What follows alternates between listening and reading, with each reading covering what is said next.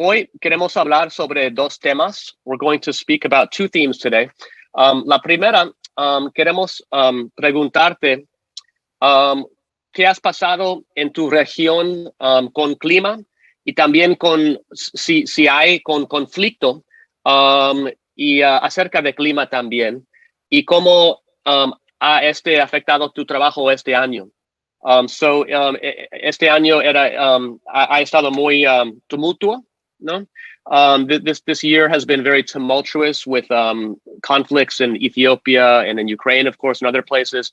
And we want to ask each of you, what has happened in your region involving climate and conflict, and perhaps conflict arising from climate, and how has this affected your work in the last year? It's been a tumultuous year. La segunda pregunta va a ser sobre COP27 el COP27 para reflejar. So the second question after we do this first question is going to be about COP27 and reflecting on that, okay? Ahorita yo creo que vamos a seguir con Tyson. Hola, buen día. Es un gusto saludar a todos, a todas y a todos. Es un gusto compartir con ustedes este espacio. Bueno, nosotros hemos visto un cambio en el clima hace como 15 años más o menos, cuando empiezan a llegar los megaproyectos, como Pedro ya comentaba anteriormente. Empezamos a ver cómo el clima de la península de Yucatán tiene un impacto. Hello, thank you very much for having me as well. I'm very honored to be here today with you. And I do want to say that there has been a major effect in the weather change, very specifically in the last 15 years, that has been noticeable. And that's what I will be mentioning and talking about in the Yucatan Peninsula. Sí, y estos cambios tienen que ver con el clima y tienen que ver también con la contaminación al agua. Hemos visto cómo nuestros cenotes están recibiendo muchos químicos que han venido de las fumigaciones, de las plantas de soya, de las granjas porcícolas, del turismo de alto impacto que tira los desechos a los cenotes. Y con el anuncio del tren, esto se ha potenciado. Esto hace unos 2 años vimos que las inmobiliarias, por ejemplo, están ocupando grandes hectáreas de tierras alrededor de las playas, y esto está contaminando también el agua de las playas.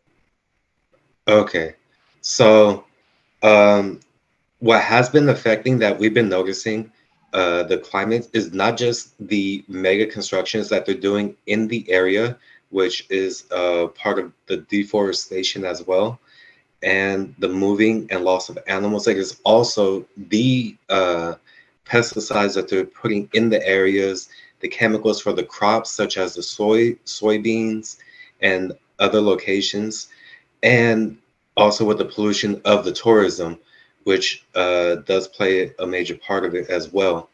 And then also with the, from what I understood, relocation of the dirt, if I'm correct, Professor Mayers. So that is what has been affecting the climate in this last 15 years, very specifically. Yeah, perfect, Joshua. And in the Yucatan, all of the water is underground in a network called cenotes, which come into sort of caves and ponds.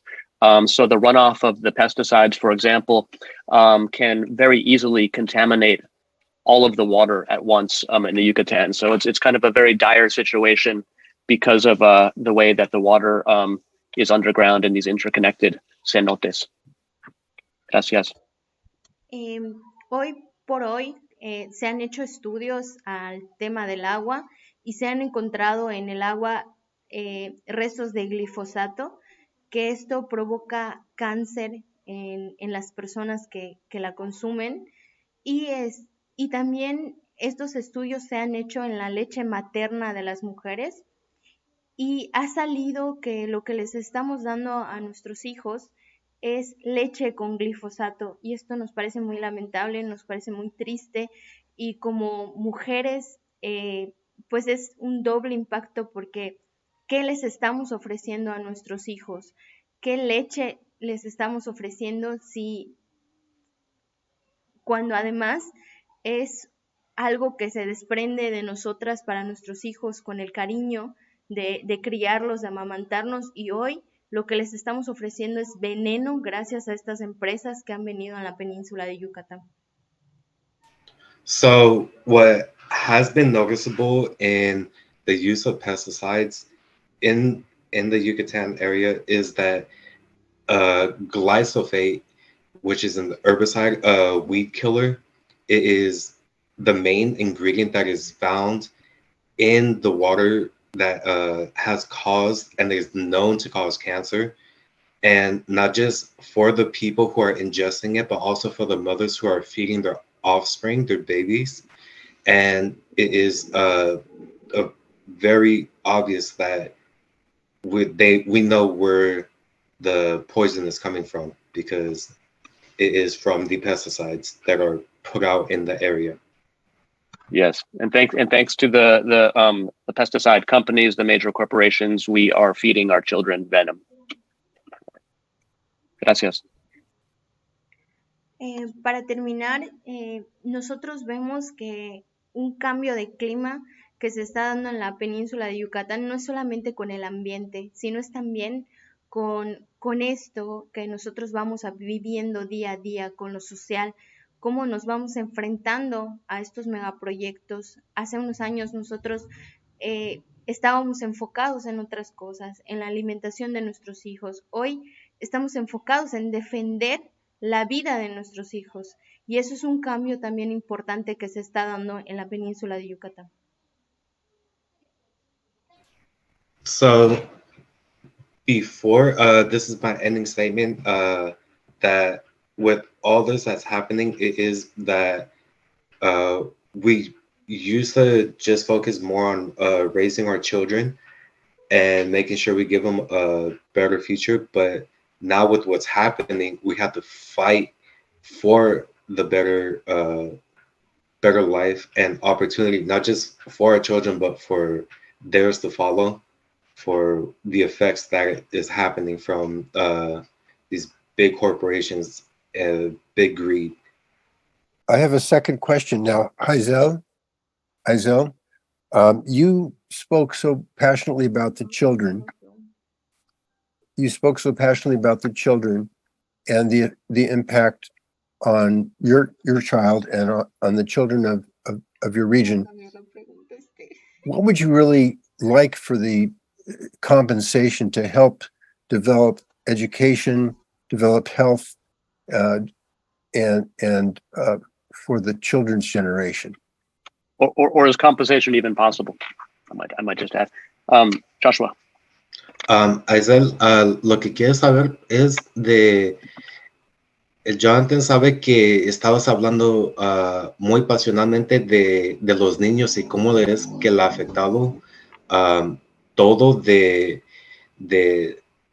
los tóxicos, de los venenos químicos y todo.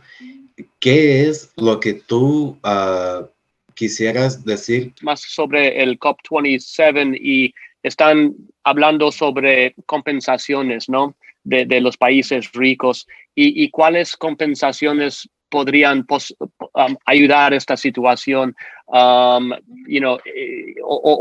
es posible que una compensación de dinero podría ayudar a esta situación en que con la contaminación de agua y todo eso. I think, yeah. Thank you. Sí, muchas gracias. No, yo no creo que haya una compensación para el cambio climático. No, primero, una compensación de dinero, primero porque no está hecho ni está planteado por las comunidades, que somos las que estamos viviendo aquí en este territorio. No se nos ha tomado en cuenta. Ayer estábamos en un foro donde se dice por gente que ha estado en la COP, en las diferentes COP, que cuando les dan el tiempo a los pueblos originarios, les dan 2 minutos, que termina siendo 30 segundos. Entonces, ¿quién nos va a escuchar por 30 segundos? O sea, ¿Dónde está nuestra palabra en esos espacios? Entonces, cuando se toman decisiones, no puede haber un beneficio hacia las comunidades porque no se nos está escuchando. Nosotros llevamos muchísimos años cuidando el territorio y nunca se nos ha escuchado. Tan es así que hoy por hoy seguimos nuestro sistema de milpa, seguimos creando nuestra alimentación y eso lo vimos en la pandemia. En la pandemia muchas personas regresaron a hacer milpa. Entonces vemos cómo nosotros hemos cuidado el territorio durante años y no se nos ha tomado en cuenta en ninguna de las COP. Entonces no puede, ahora nos parece una burla que digan que con dinero van a recompensar el daño climático que están haciendo. ¿Cómo el dinero puede recompensar el cambio climático? Nosotros lo que hemos visto que los megaproyectos han terminado de destruir nuestro territorio y destruir nuestras formas de vida, nuestras formas de organizarnos, nuestras formas de cultivar nuestros propios alimentos. En tanto se sigan tomando decisiones arriba y no se nos den el espacio para hablar, esto me parece que sigue siendo una burla. Hoy por hoy nos preguntamos aquí en las comunidades indígenas, ¿dónde está el resultado de estas 27 COP que se han hecho? Wow. Very, very powerful. Can you translate, Joshua?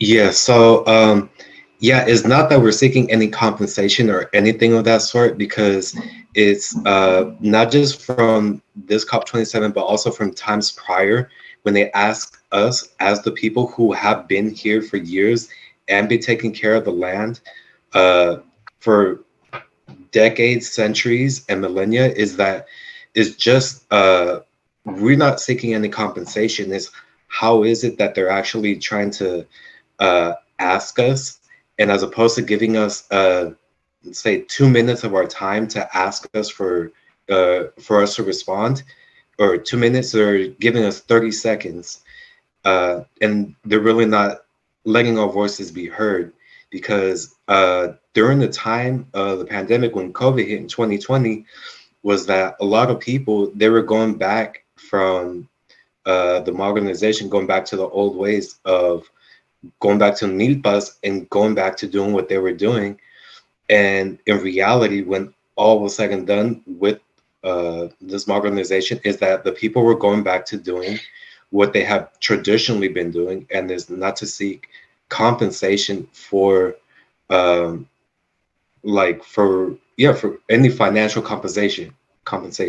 And just to add, and then to return to Hazel, and we see this as a burla, a joke, that we could be offered money. How is money going to help the nature which is being contaminated? How can we pay for that? Hazel, por favor, hablar. Sí, solamente para terminar, pues hacer una pregunta. ¿Cómo podemos compensar con dinero el que hoy le estemos dando leche contaminada a nuestros hijos? El que hoy les estemos dando glifosato. El que hoy muchas mujeres y muchos niños tengan cáncer en la península de Yucatán. ¿Cómo podemos compensar eso con dinero? O sea, eso me parece una burla. Es todo. Yeah, so on my ending statement, it is that how is it that the one who's affecting us the most, that they're asking for how they can compensate for what they have done, causing these chemicals to grow through our land, go through our water, affect us, our women, our fathers, and that we're feeding our children these poisons? How is it that they can actually ask how they can help or how they can compensate when we're not seeking compensation? We're seeking solutions as opposed to money, because money won't fix this. We're getting cancers in our people, in the Yucatan Peninsula, in our women. Well, thank you, Hazel. Pedro, Hazel, ¿quieren compartir algo sobre cualquier cosa? Pues, Hazel, por favor. Sí, yo quería retomar un poquito lo que te había comentado Carlos Ferreira. No solamente, bueno, es ilegal, porque en primera, pues se nos debería de escuchar a la sociedad, y sociedad entendemos nosotros que somos todos, hasta los pueblos originarios, ¿no? Lamentablemente lo que vemos es que solamente son a grupos a los que se les escucha y por eso se llaman grupos del 17, del 20, son esos grupos que realmente se escuchan. Entonces, a nosotros como pueblos originarios, pues la verdad es que se nos discrimina totalmente en esos espacios, ¿no? Yo retomo un poco lo que nos comentaba otra persona en una reunión que teníamos con Carlos Ferreira, que se nos daba 2 minutos como pueblos indígenas y al final eran 30 segundos. Entonces, ¿cómo se nos va a escuchar? O sea, ¿realmente se nos está escuchando o estamos avalando o estamos sirviendo los pueblos originarios otra vez para el uso de ellos y diciendo, bravo, escuchamos a los pueblos originarios y esto es lo que acordamos? Cuando no es así, cuando ellos están acordando y nosotros servimos solamente como aval de esas decisiones que ellos están tomando, que no es así, pero que basta con esos 30 segundos para decir estamos escuchando a los pueblos originarios. Esto me parece una burla. Además, ya hemos visto, por ejemplo, aquí en la península de Yucatán, vimos cómo se firma en estos acuerdos el ASPI, que es para darle todo nuestro territorio a los megaproyectos. So what Hazel was saying was about this man named Carlos, who is supposedly, from my understanding, supposed to be a representative for the people of the areas or No, the different actually, districts. sorry to interrupt. Okay, No, sorry. this is difficult without context. No, Carlos Freire is a journalist and doctor from Argentina, who is a friend of and a climate activist who has worked with Pedro and Heisel and was going to be here today. Actually, I just met him last week through Heisel, and he has actually worked with the UN and actually worked side by side with Kofi Annan on a couple of conferences, and he's very knowledgeable about the process. And he was just saying that, like Heisel was reiterating something that I mentioned earlier too, and she mentioned that he considers the process that the UN is following in these COP conferences illegal in the sense that they're not really truly listening to civil society. And Heisel was saying that they listen to these groups like Group 17, Group 20. There's like these sort of groupings of people that get a voice. And the indigenous peoples would get 2 minutes, but actually it turned into 30 seconds. And she's asking, like, how is this a voice, and how are they listening to us when they give us 30 seconds? And they're really not listening to us and taking into account what we're saying, but we're just kind of like a token kind of in their conference, in a sense, being kind of manipulated in a way. I think I got that. Yeah, and then on top of that, like how you're saying, is that their representation, is it just saying that are they asking them for their opinion just to ask and say that they asked, as opposed to actually having any sort of effect or taking into consideration what they're actually speaking on, as opposed to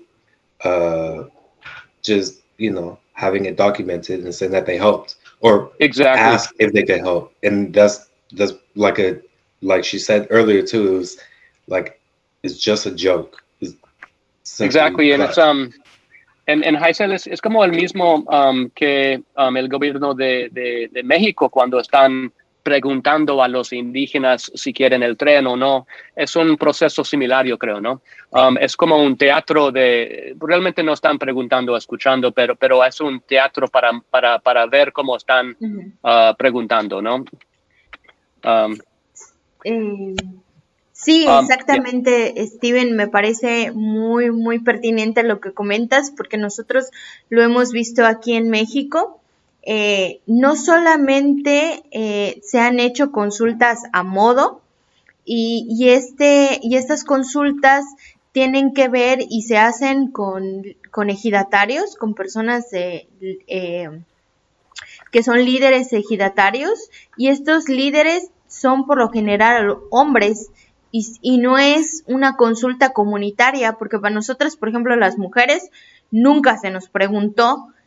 Nosotros como pueblos originarios entendemos consultas como como que tenemos que estar toda la comunidad, por eso somos consultas comunitarias, tienen que estar desde los niños hasta los abuelos y abuelas. Entonces, no solamente se hicieron con personas estratégicas, sino que también se omitió la voz del pueblo, porque nosotros entendemos como comunidad, como pueblo, todos los que vivimos en la comunidad, y eso se omitió y el gobierno salió a decir, ya hice las consultas, en las consultas dijeron que todos quieren un tren, pero eso sabemos que no es cierto, porque lo que se hizo es preguntar si la gente quiere, si la gente avala este tren, les va a traer salud, les va a traer escuelas, les va a traer educación, les va a traer infraestructura en las comunidades como hospitales.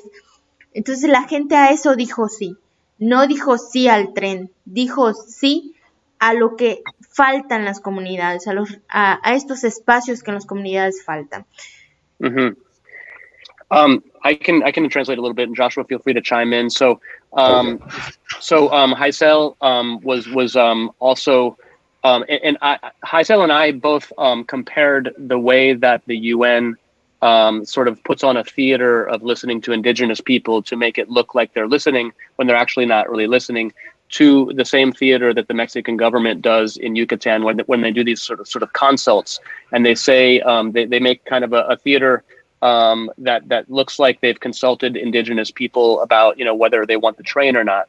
When really, first of all, they ask the leaders of the ejidos, or these kind of land grants, or sort of like public land organization. Well, not really public, but their ejidos are like land granted to certain groups of people.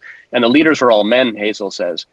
So they ask all the men whether they want it, and they don't ask the women and the people in the pueblos who actually know what they're dealing with and what life is like, first of all. And second of all, they have this kind of they ask insincere questions, because they say, do you want hospitals? Do you want infrastructure? Do you want clean energy? Do you want, these things? And of course, the answer to that is yes. And then they say, okay, well, then we're going to bring you the train, which is going to bring all these things when it's actually really not doing it as well. So,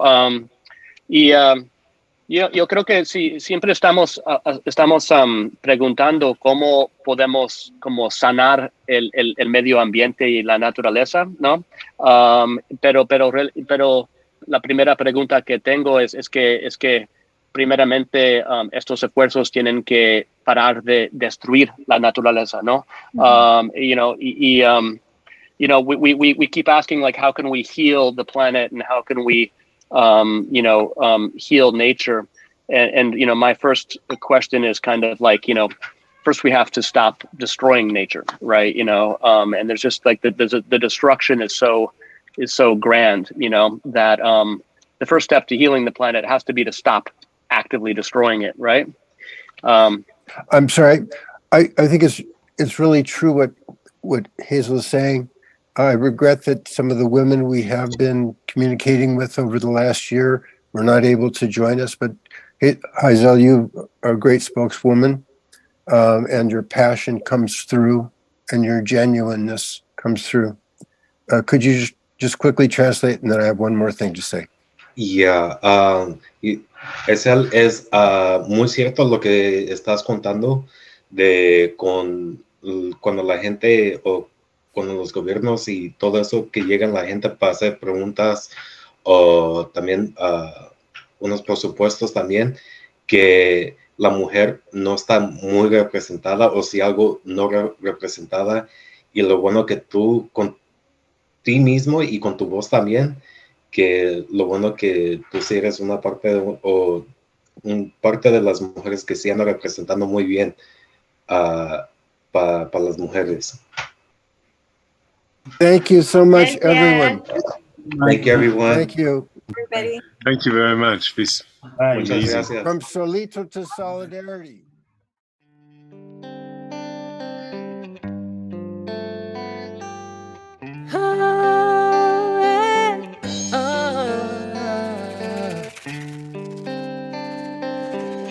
Solito, solita.